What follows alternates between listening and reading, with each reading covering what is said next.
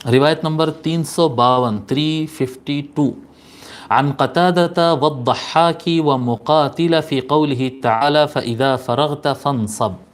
ٹھیک ہے، اب اس کے اندر شخصیات آ گئے. حضرت قتادہ کے بارے میں ہم لکھے ہیں، لیکن الضحاک یہ نئی شخصیت ہے. یہ راوی کا نام لکھیں آپ، الضحاک.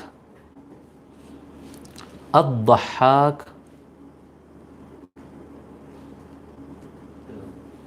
ہاں اب عربی میں تو ضاد سے ہے، وہ آپ انگلش میں کیسا لکھتے لکھو.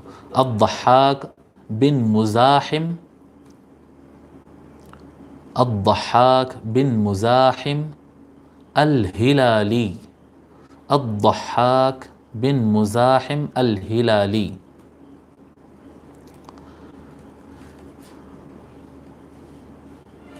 یہ تابعی ہیں اور مفسر قرآن بھی ہے، راوی حدیث بھی ہے، اور آپ کی وفات 102 102 ہجری میں ہوئی ہے. 102 ہجری 102 ہجری میں آپ کا انتقال ہوا. اور ان کے بعد فوراً ایک نام آ رہا ہے مقاتل. یہ بھی بڑے مشہور شخصیت ہے فقہ میں اور تفسیر میں. مقاتل، ان کا نام لکھیں ابو الحسن، ابو الحسن مقاتل بن سلیمان، مقاتل بن سلیمان بن بشیر الازدی البلخی. ابو الحسن مقاتل بن سلیمان بن بشیر الازدی البلخی. یہ تابعین میں سے نہیں ہیں، یہ بعد میں تابعین کے سے ملاقات کرنے والے تابع تابعین کہتے ہیں نا، ان میں سے ہے یہ. اور ان کی وفات بھی 150 ہجری کو ہوئی ہے. امام اعظم ابو حنیفہ رضی اللہ عنہ کا انتقال بھی 150 ہجری میں ہوا، لیکن وہ تابعین میں سے، یعنی ان کی ملاقاتیں صحابہ سے ہوئی ہے. یعنی محدثین کے پاس تابعین ان کو کہا جاتا ہے جن کی ملاقات صحابہ سے ہوئی.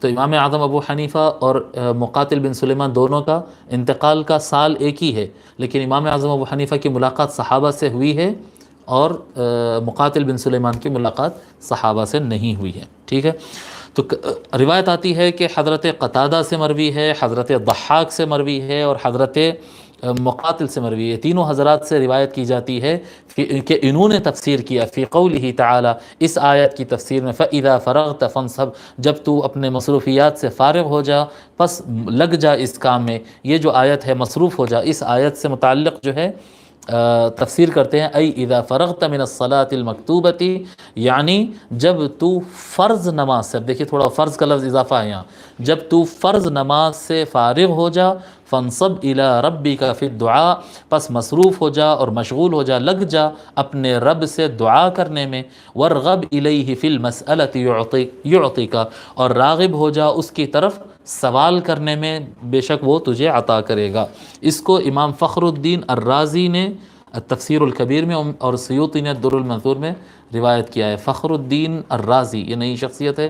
ان کی کتاب کا نام لکھیں آپ، کتاب کا نام ہے التفسیر الکبیر. یہ ہے اصل مشہور رازی جو ہیں، یہ کافی بات کے ہیں. التفسیر الکبیر کافی معتبر تفسیر ہے، اور آپ کے آتھر کا نام ہے، مؤلف کا نام ہے ابو عبداللہ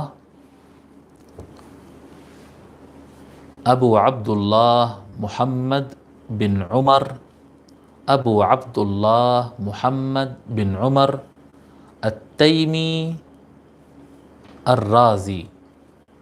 ابو عبداللہ محمد بن عمر التیمی الرازی. آپ کی شہرت فخر الدین رازی سے ہے. فخر الدین رازی یہ نام آئے گا، جہاں بھی آئے گا تو فخر الدین رازی کے نام سے آئے گا. صاحب تفسیر کبیر یہ مشہور ہے رازی. اوپر جو رازی بیان کرے وہ مشہور ہے الجصاص سے، ابو بکر الجصاص اور فخر الدین الرازی. ٹھیک ہے.